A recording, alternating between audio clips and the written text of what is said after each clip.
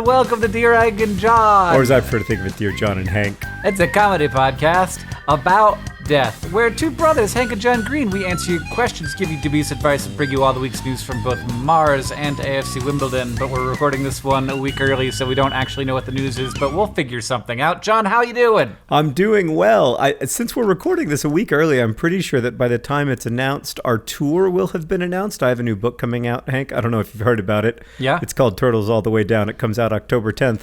And Hank and I are going on tour starting October 10th.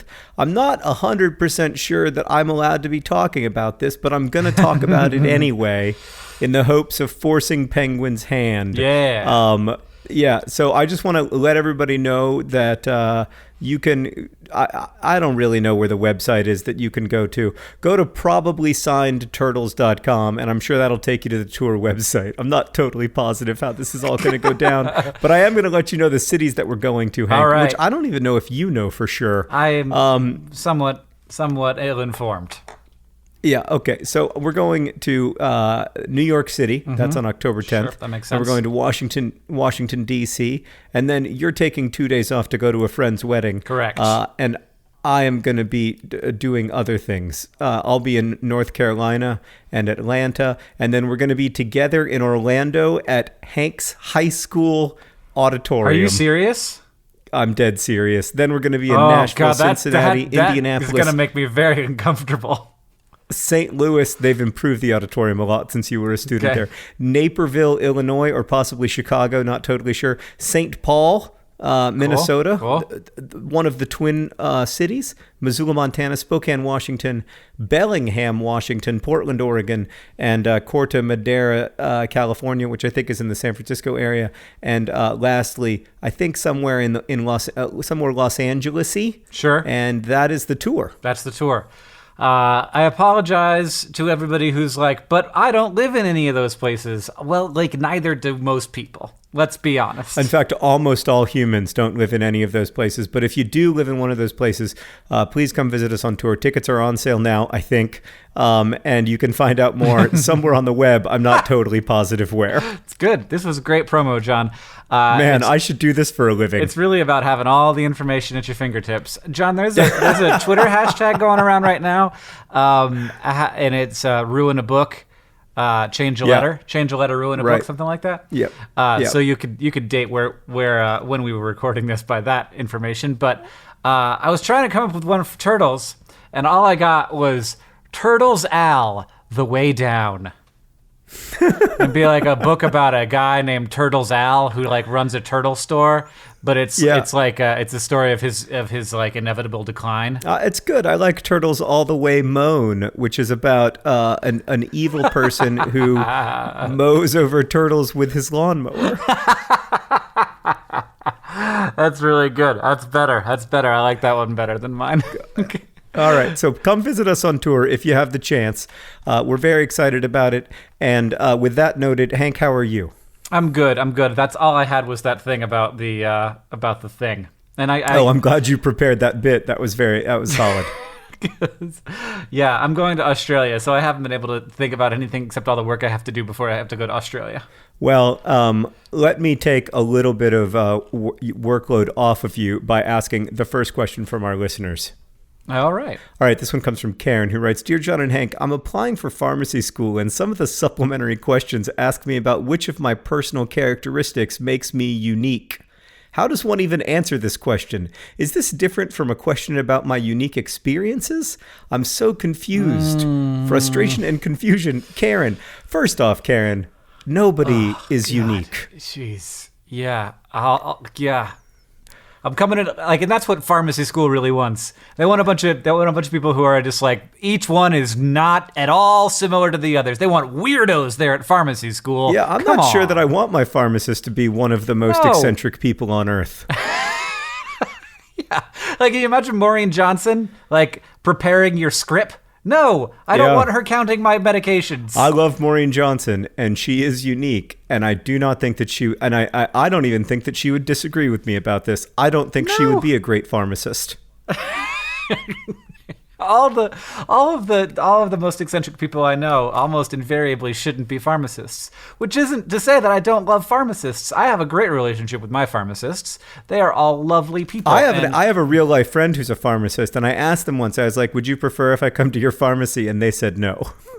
I don't want to know all your stuff, John. I don't want to. Yeah, I don't want to. They were like, "Don't make it weird." I think that's a dumb question.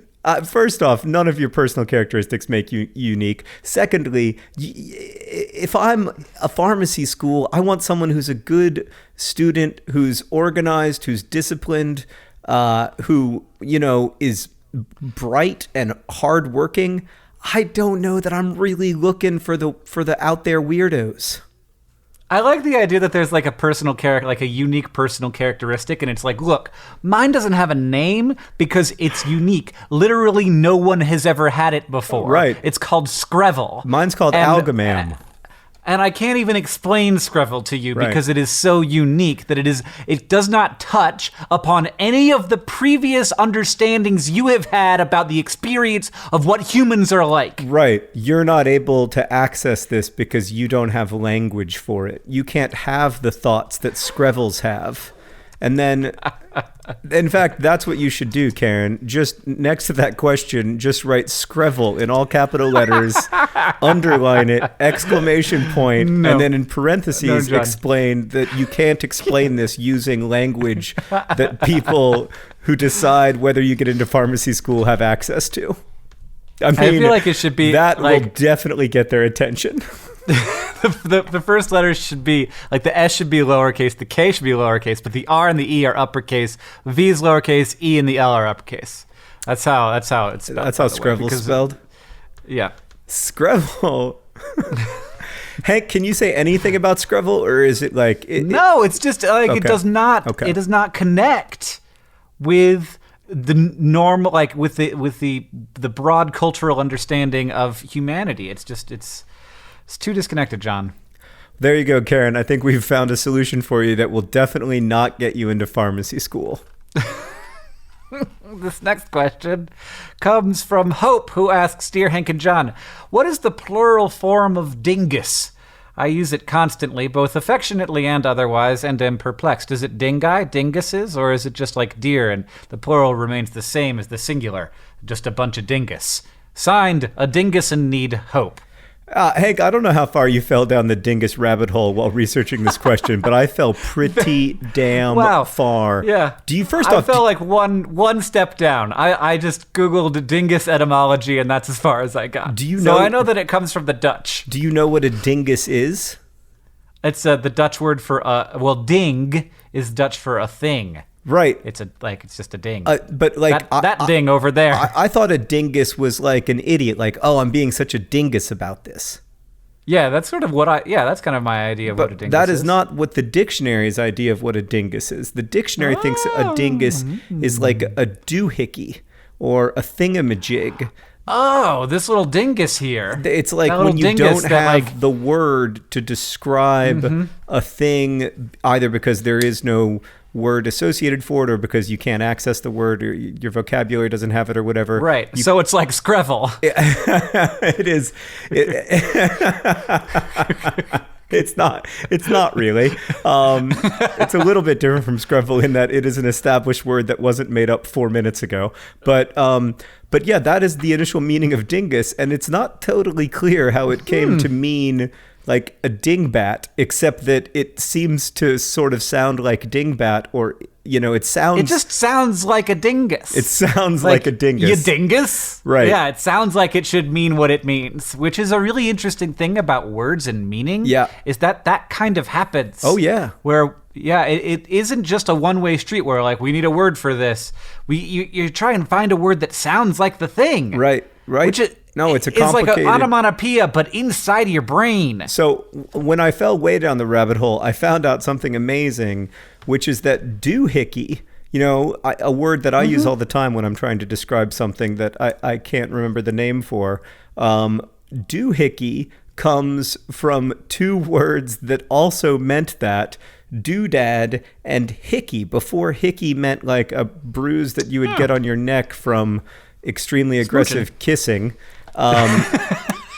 Hickey meant the same thing that doodad and dingus meant, which is to say that we have a lot of words for thing that we have forgotten the word for.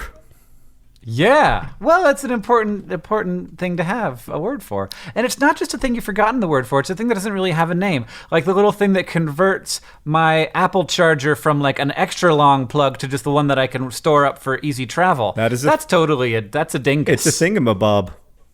Yeah. It's a, what do you call it? It's a duder. It's a gubbins is another word that means the same thing. Really? Yeah.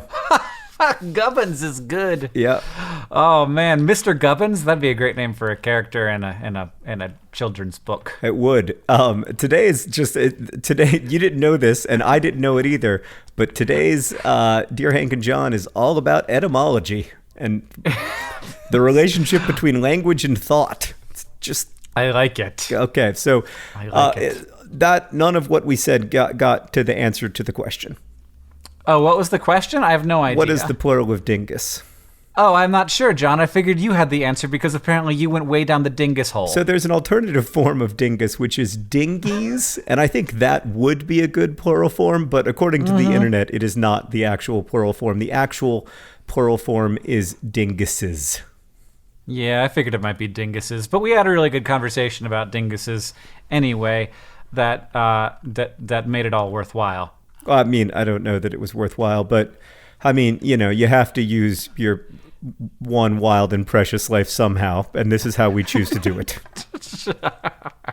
Before you ask the next question, John, let me remind everyone that we have a phrase of the day, or of the week, or whatever, and one of us is going to try and wedge that phrase into the speaking without anybody out there in the listening world knowing that we're doing it. And if we can do that effectively, then we win. And I understand that it's not a good game.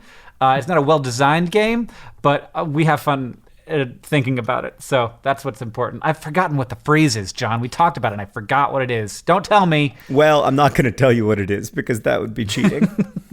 Yeah, you gotta slide it in there, and I won't even know what happened. All right, hey, this is a question near and dear to both of our hearts. It comes from Kate, who writes, "Dear John and Hank, staying in a hotel for almost 2 weeks on a work trip has taught me that hotel rooms are in fact the world's loneliest places. I've been distracting myself in the evenings by FaceTiming my boyfriend, but after hanging up, the room feels even quieter and lonelier than before. Do other people feel this way when traveling for business? Any tips on making a hotel stay more bearable?" And then, Hank, you will not believe her sign-off from the lonely abyss of a Courtyard Marriott, Kate.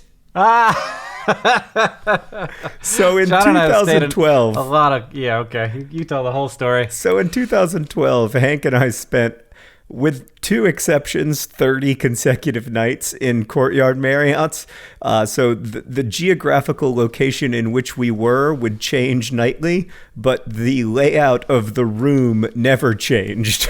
Yeah. We would always arrive. It's not just the layout of the room. It's the art on the walls, the bedspreads, the wallpaper, the toilets were all the same. The red love seat, the desk, the chair, the bed, and I'll tell you what, Kate, it did get a little dark after a while. Yeah.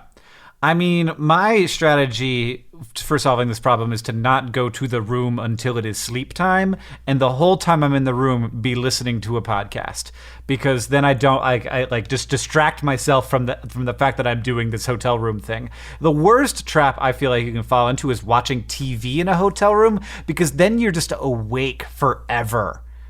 Yeah. For some reason, I have a very hard time sleeping once the TV is on in a hotel room, and I just want to watch the end of this terrible piece of fake documentary about the worst air disasters right before I get on a plane. Yeah, I mean, I think so. First off, Kate, I think this is a common thing. I remember being very excited about my first work trip, and then getting on it and being like, oh, is it like this all the time?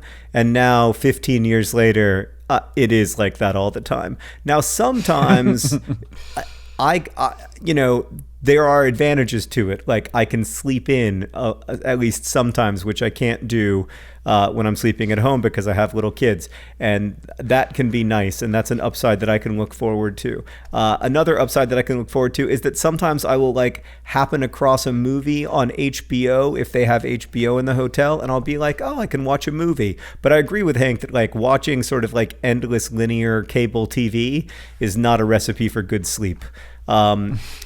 So I think it's good to listen to podcasts. I think it's good to watch movies. I think it's great to read a book. I usually try to read when I'm in a hotel room. But it's hard to sleep in those places, at least for me. Work travel that I always thought was going to be like, I can't believe that they're paying for my hotel room. Occasionally I'll think that when it's a very nice hotel room, but most of the time I think like, oh, it's another hotel room. This place probably has bed bugs. It's all probabilities, John. I mean, I would not want to see a black light in any of those rooms. Agreed. All right, John, next question. It comes from Brianna, who asks, Dear Brothers Green, I've recently started working on a cruise line, and one of my first days at sea, I saw a thunderstorm off in the distance, and it got me thinking, water's good conductor of electricity, right? So when lightning strikes the ocean, how far does the electricity spread, and for how long does the affected area stay electrified? Is it possible that my ship could be electrocuted from a storm off near the horizon? Thank you for either quashing or amplifying my fears, Brianna. Can you get a podcast on a ship? Of course you can. They have wireless now. Brianna, I've got good news and bad news. The bad news is that you're going to die of norovirus on that ship. So it doesn't really matter that you're not going to die of electrocution from a lightning strike. I mean, of the things that could kill you on a ship, I would say that norovirus is the bigger concern. I have a bunch of information on this, John, if you're curious. I'm very curious. And kind of a weird fact, which is that the lightning very rarely strikes the ocean. That's interesting. Which is interesting. Why? Yeah. Because for a couple of reasons. One, there's not really like lightning likes to go to a place, and when it's just this like infinite flat plane, it just strikes internally inside of the cloud. So if it's above the ocean, it tends to be cloud-to-cloud lightning more than cloud-to-ground lightning. Second, because it seems like lightning actually happens when the kind of perturbations that the land tends to create, which is like a lot more heat comes off of land, and there are also, actual physical boundaries that can make clouds bump around and move around. That lightning tends to happen when those kinds of obstructions start making all of the stuff rub together more than it was previously. But it does happen. It does strike the ocean sometimes, and enough that we know a little bit about what happens when lightning strikes the ocean, which is because, first of all, water is not a great conductor of electricity, but salt water is. So what happens is it goes into the water and then it spreads out very quickly until, not very far away from the point of the lightning strike, it is not a significant amount of charge. If you're sitting right there where the lightning strikes, you're going to die, but it does not go very far. And so it doesn't kill very many fish, for example. Did I ever tell you about the time, as you know, Hank, I have a long-term fear of dying via lightning strike? Mm-hmm. Because I grew up in Orlando, Florida, and also because I have, a number of the major death fears. Did I ever tell you about the time that I walked away from the wedding? What are you talking about? No. Okay, so one of Sarah's family members was getting married. It was a bit of a shotgun wedding. We were on top of a mountain in Colorado, and it began to rain and thunderstorm, and there was lightning strikes everywhere, and everyone was holding umbrellas on top of a mountain. And I was like, this is it. This is how we're all gonna go. And the bride and groom were like, it's okay, we're going to get married in the rain. And I was like, y'all can do whatever you want, but this is not how I die. And so I walked away. Also, I have to congratulate you on seamlessly including the phrase of the week, shotgun wedding, in your little anecdote, John. I know, it wasn't actually a shotgun wedding. They had been dating for 10 years. But So I just fictionalized that one detail so that I could get the story. And thank you, Hank. Yeah. I think that I win the prize. You definitely won that. We definitely won this week. I was thinking maybe I was going to get the lyrics to Beck's Loser somehow incorporated into the podcast. But yeah, it's too late for me now. I mean, well, yes, and I agree. I honestly agree with you, because it's not like, it's one thing if somebody gets struck by lightning and they die. It's another thing if like the entire family goes, like everybody's there. One lightning strike, it could be like, like the line has ended. Remember the Jeffersons? They are no more. Right. No, I would have been the sole survivor. Wedding. It's like that TV show where Kiefer Sutherland becomes the president. Okay. We've got another question. This one's from Liliana, who writes, Dear John and Hank. Hank, this is one of those questions. Sometimes I feel like people send us in questions, and what they really need is not advice or answers. What they really need is reassurance that they are doing exactly the right thing. Okay. And I think that Liliana is in such a situation. She writes, Dear John and Hank, I'm 15, and I'll be a sophomore in high school next year. Over the summer, I've been asked over and over again by relatives and family friends, all adults, if I know where I want to go to college and what I want to study. I have no idea, so my default answer has just been to say fish and art before walking away. What am I supposed to say to this question? Definitely fish and art. Yeah, I mean, Liliana, so good. You hit it. You've cracked a code that's haunted high school sophomores for hundreds of years. Oh my! Why are you asking a high school sophomore anything about college? Oh, and then when they say, "Wait, is fish and art what you want to study, or where you want to go to university?" You just say, "Fish, and art, fish, and art." I'm going to the University of Fish, where I'm going to study art and fish. I'm going to the University of Art, and I'm going to be studying fish horticulture. I apologize. Fish pescaculture. If my answer was ambiguous, or perhaps I stuttered. Let me just repeat myself.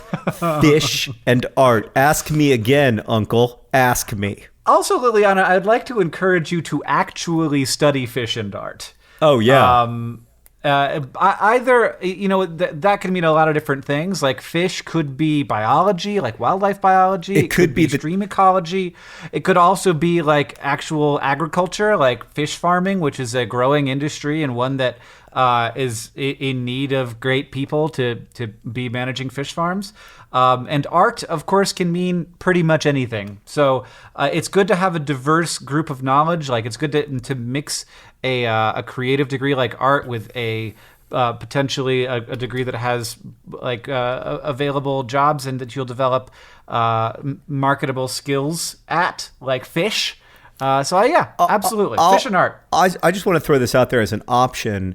I also think that she could consider studying fish and other jam bands. I'm sorry. That's really bad. I want to apologize. I was like, is jam band the phrase of the week? Why the heck would John say that?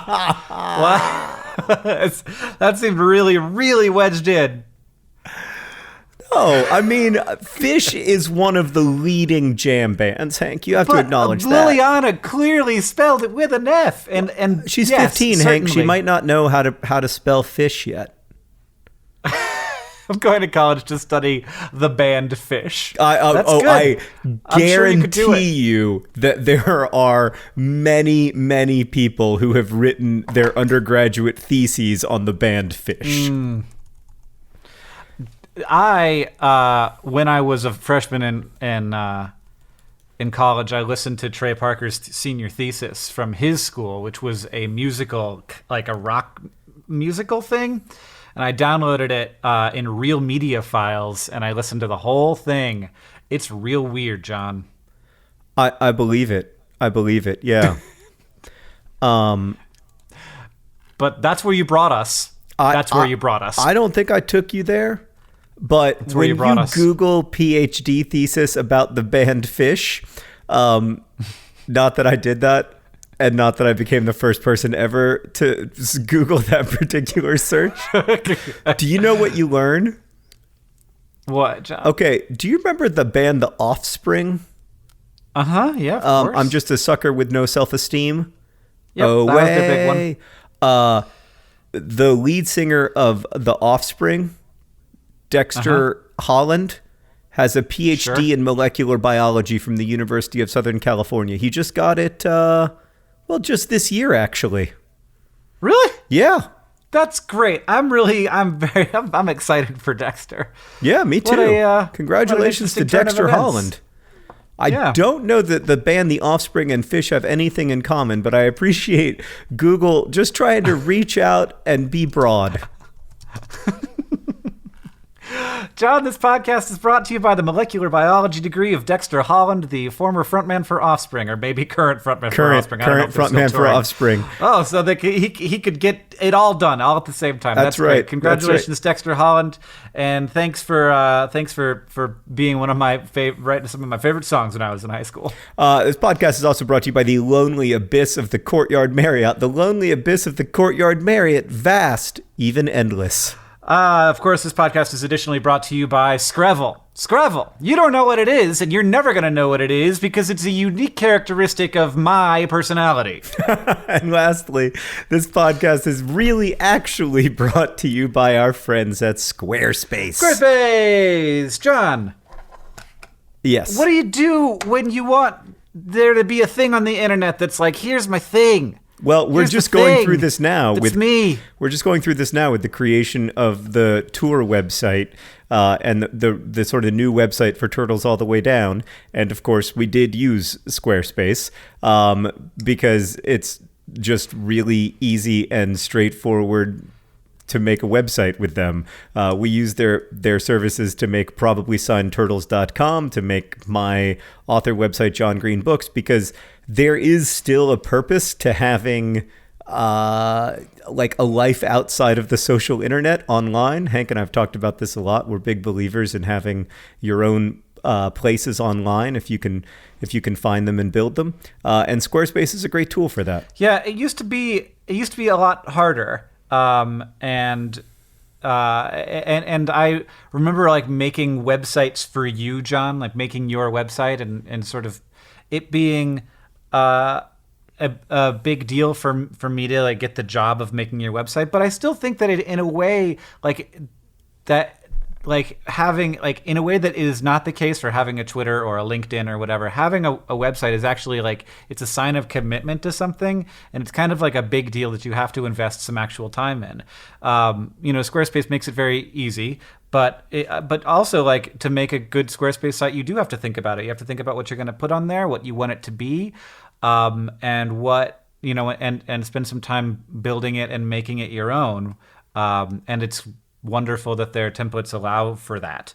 I've had a really good time making my Squarespace site, which is not launched yet, but it will. And it's what's it about?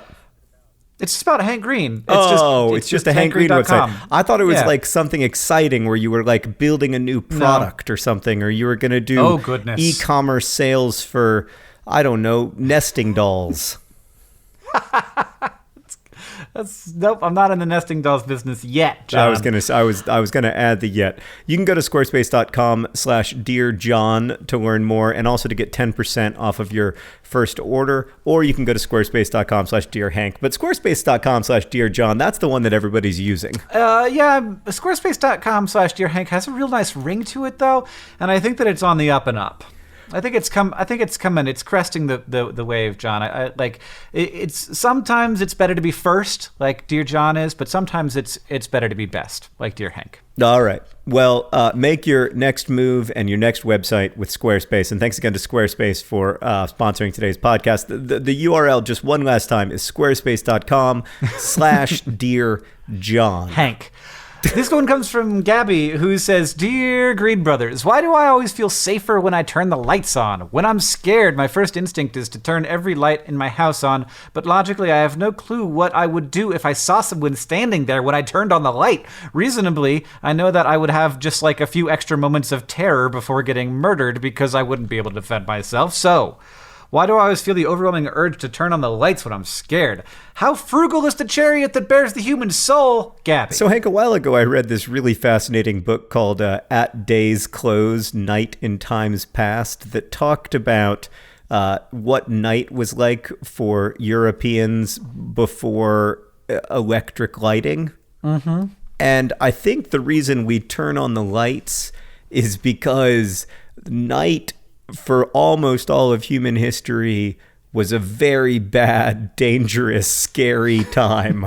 And lots of bad things could happen to you, and you had very little warning that they were going to happen. So I think like from an evolutionary standpoint, night makes us nervous, and from what I could gather from that book, it ought to.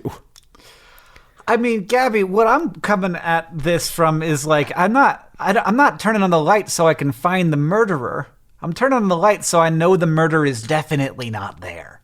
Like, if I found the murderer, it'd be like, this is worse than when the lights were off. Like, I want the murderer or whoever, to be on their way and to do their thing. I do not want to have a face-to-face encounter with a home intruder. Have my computers. Go ahead, have a nice day. But I want to know that that person is not there. And that is the only way to know that they are not there, is to turn on all the lights. And it's pretty amazing that we can. What a wonderful moment we live in. That's true. I agree 100%. The only thing that I would add is that the other advantage to turning on the lights is that potentially it makes those who would rather do their work in private and unseen suddenly be seen, which I don't even know if that's good or bad. I don't know. All I know is that when I read this book at Day's Close, it scared the living crap out of me.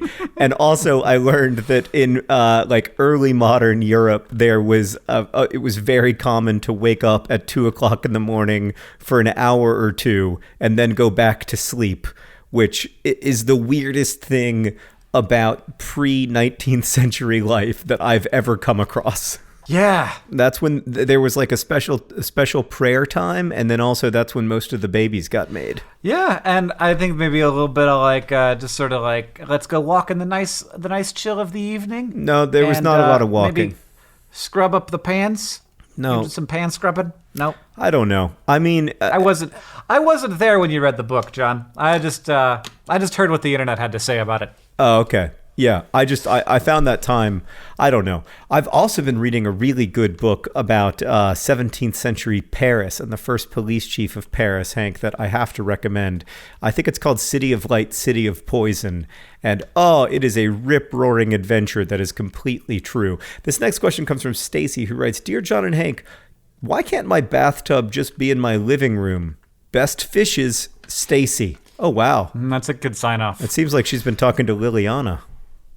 John, I once had my bathtub in my bedroom. Oh yeah. When we lived in New York, one of our closest friends had her bathtub in her kitchen, and when she asked the landlord, why is the bathtub in the kitchen, the landlord explained, well, because all the other plumbing is here.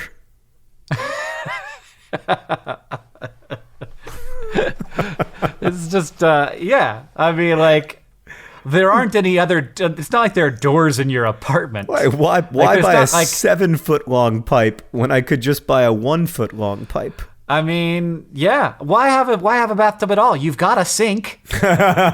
Just crouch in there. Just get in there. You know what? I think you can have a bathtub in your living room. And if you own your own home, you can bring in a contractor and say, the first thing that I would like to do when renovating this house is to put a bathtub in the dead center of the living room so that I can watch TV while I enjoy my luxurious baths. And the contractor will probably say, that's not going to be great for resale value. And then you tell them that you want to do it anyway. This is my house. When Catherine and I were looking for houses, we did happen upon a home that had in the bedroom a giant jacuzzi tub that had clearly been put in by those owners out, and the bathroom was there. The bathroom was like, you could reach the bathroom door from the jacuzzi tub. I was like, why didn't you just make the wall go out around No, the jacuzzi tub. It's nice to But have no, a and it was jacuzzi tub carpeted in your master right bedroom. up to the jacuzzi tub, Yep. and then there was a step Yep. that you could step on to get into the jacuzzi tub that was also carpeted. Yes. And this was a very strange set of decisions, and probably has something to do with the smell that's in here. Right. No, I think that was we did not buy that house. I think that was a relatively common decision back in the 80s. Sarah and I also saw a number of houses that had that particular layout, and I would think like, I love a good bath, but I'm not sure that I want to bathe in the same room in which I sleep. Yeah. It just seems it seems like a recipe for mold. Yeah, the only reason that my apartment was like that when I first moved to Montana was because clearly they did not have space for a shower, so they put it in the bedroom. That said, Hank, did you make any decisions when you were renovating your house that you knew were bad for resale value, but you made because they bring you personal joy? Yeah, I must have. The one that I did was that I made a secret room in my house, which was stupid from the perspective of how much money can you spend on a door? Turns out a lot. But it was brilliant from the perspective of every time I walk into my secret room, I feel as if for the first time overwhelmed by childlike joy. Do you have is it just like a bunch of military equipment like Batman? It's just like your bat car, or is it just like a bunch of pens and typewriters or something? Like my secret identity is I am the guy who writes those books that you've read. No, it's not like a bat You go in there cave. and you put on a cape and then you type. No, it's furiously. actually the room. It's kind of like a work room. It's the room in which I make Vlogbrothers videos, but it's also kind of a work room. But if you walk up to the door, it looks like a bookcase, and then there's one particular book that if you tap it, the bookcase opens. And that's pretty cool. Yeah, it is pretty cool. I mean, I'll tell you what. No one but me would enjoy it as much as I enjoy it, but it brings me great joy every day. Oh, I have one. The thing that I did that's terrible for resale value is that we have spruce floors, which is just a terrible idea because it is very soft wood. But I think it's beautiful and I love it so much. Well, there you go. I think you've got to live your own life, and if you want a bathtub in your living room, then do it, man. Make it happen. Yeah, mine's super boring. It's the kind of wood we chose for the floors. That is pretty boring. It was already there. There was carpet over it, and the contractor was like, "This is just going to get all dented up." And I was like, "Yeah, with my life, every dent is going to be another thing that happened in my home. Get out of here." I think that's actually quite a beautiful idea, Hank, that over time the floors will change because you have lived with them. I quite like that. This next question comes from Clara, or if I've learned anything in the last few weeks, possibly Clara or Clara. All I know is that I'm definitely mispronouncing it. Dear John and Hank, why are story problems in math books so bizarre? I've had some weird ones, like a boy who wanted to make dodecahedron-shaped cookies as a romantic gesture for his girlfriend, and the one where a boy was driving near Umatilla, saw a circular irrigation pipe that was 450 feet long from his car and wanted to know the area of it. Also, why do people in math books not have Google? To measure the height of the Statue of Liberty so as to prevent height-induced nosebleeds, most people would just, Google it.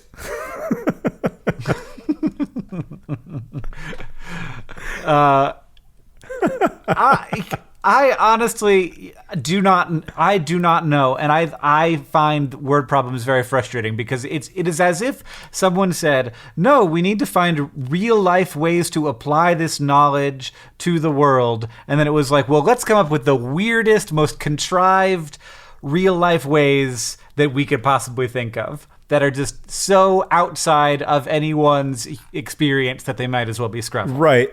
If the idea is that, like, oh, you do use math in your everyday life, then you're going to be like, but I'm never going to go to Umatilla, so this is irrelevant to me.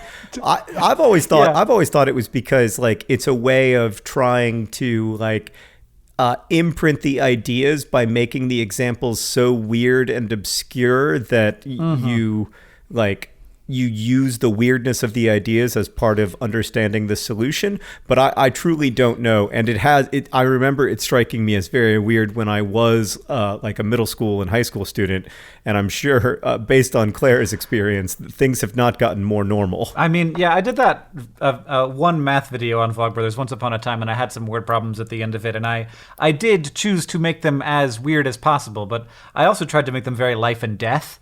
Like, not like, right. Oh, I wonder what the circumference of that irrigation pipe is. More like, there's like, you are going to die if you cannot solve this math problem. Right. Quick. That's definitely the way to approach it. I mean, people need to understand that when you use math in your daily life, it's in an attempt to avoid being eaten by a bear. Yeah.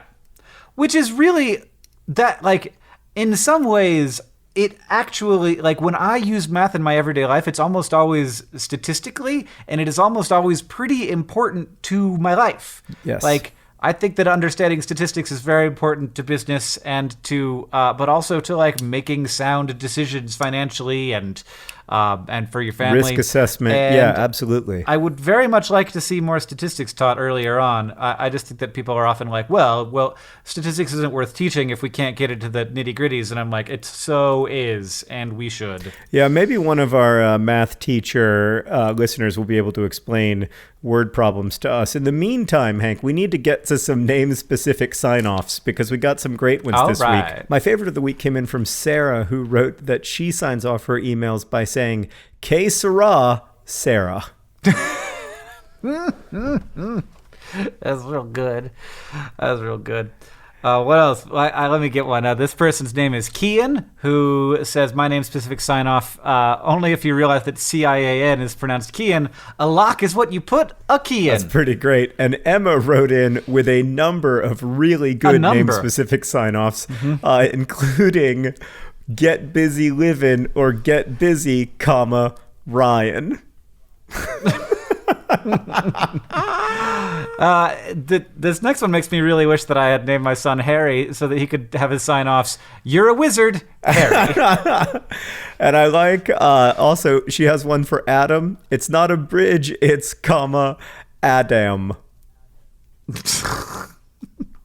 And she signs off her own email by writing, "I've been faced with a real dill, comma, Emma." Dilemma. It's there. It's there for me. I got it.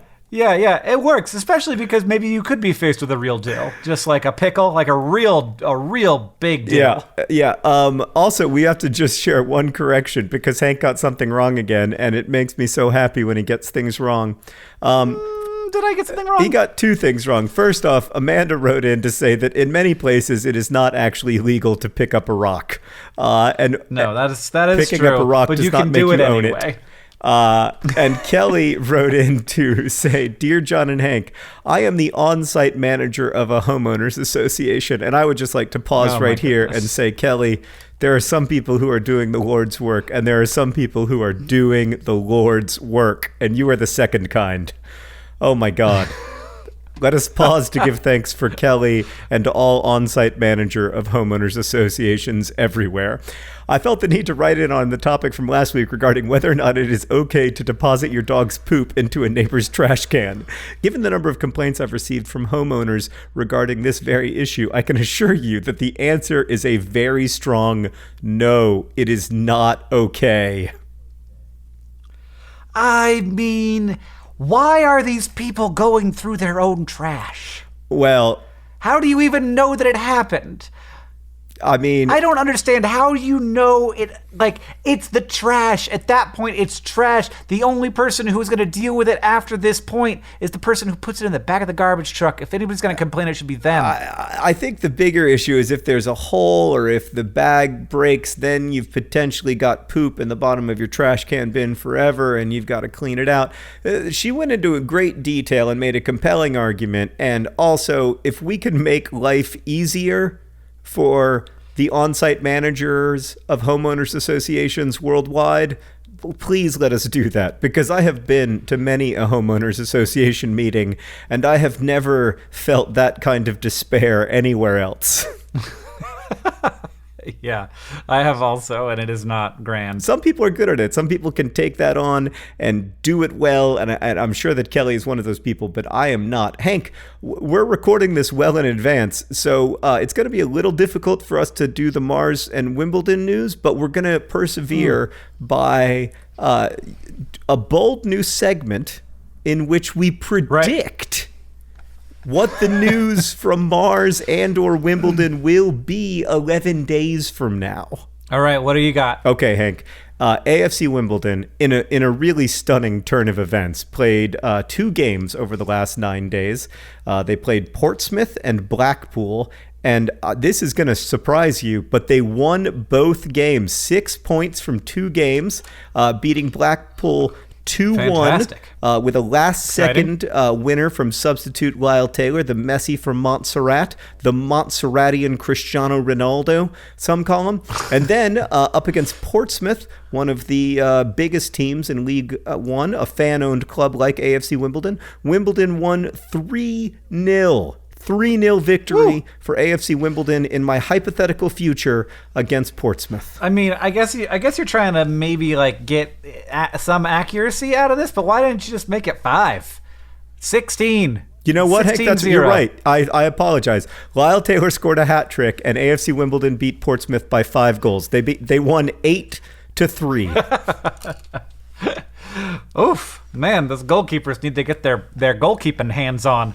Oh no! Our goalkeeper stopped 47 shots. Oh wow! Okay, good. Wow, I think there is another problem then. What will happen in Mars? In Mars news 11 days from now, if I know anything from Googling Mars news every week, it's that someone will feel as if they have seen something in a picture from the surface of Mars that either confirms the existence of aliens or confirms that NASA has not, in fact, gone to Mars and that it's all on a soundstage, and that is a gum wrapper, isn't it? So I can confidently predict that there will be a story of that kind published somewhere on the internet 11 days from now. Hank, I don't think that's... I'm going to encourage you to be bolder and go ahead and make a prediction that flat Marsism is going to spread through Twitter like wildfire. Well, what do you think? That flat earthers think that Mars is a planet? No, they also think that Mars is flat. Do they? It's I don't know. Of course I don't know. I don't pay any attention to flat earthers. I believe that flat earthers are 90% trolls and 10% very confused. Even the 10%, like, they're trolls. They just have internalized it so deeply that they forgot they were once trolls. But yes, I'm sure that they think Mars is a coin flipping out there in the solar system. No. With turtles all the way down. Yeah, it's turtles all the way down, man. I am right now on the Flat Earth Society discussion boards. For the question, is Mars, Venus, Mercury, etc. flat too? It's one of the leading topics of recent conversation on the Flat Earth discussion boards. Yep, there it is. Because the first comment, which is very compelling, is they look round through a telescope anyway? ? And then the first reply is they're round, just like the Earth. Because I believe that flat earthers believe that the Earth is round, but just not spherical. Circular, but not spherical. Yeah. I mean, I feel like we need to read this entire thread. This conversation's been going on since 2010, but it is recently updated. I like the person who recently wrote, "Look, no one is claiming that other celestial bodies are flat." Come on. Stop. Don't make us look like idiots here. Of course Mars is spherical. Well, I mean, there was a reply to that one that says, each and every one of the heavenly bodies has the shape of a disc. There are no spherical planets. And then a lot of references. Oh my God. Oh, I'm on that one now. Including the impossibility of a spherically shaped sun is a whole thread. Oh, man. Oh, God. Oh man. Okay. I have to actually. Man. You know what? That's it. That's it. I hit the limit. I'm off. I'm out. It's I can 100% handle flat done earthism. with I cannot flat handle earthers. flat sunism. I can't. I can't. I mean, I think there's a place for all kinds of opinions on the internet, but flat sunism is where I draw the line. All right, John. So aside from the futility of that jaunt down the Google hole, what did we learn today? I mean, I feel like I just unlearned so much. Well, We learned that there are a lot of words for dingus, doohickey, and thingamajig. and we learned that hickey is not just that suck bruise. It's also apparently a thing, that the little duder, the doodad, the dingus. We learned that Dexter Holland has a PhD in microbiology. I thought that he has a PhD. Yes. Oh man, Did you not? Were you not listening to me while I knew was it. reading I that knew headline? he had a degree. I didn't know it was a PhD. It's great. Is Dr. Dexter Holland of The Offspring.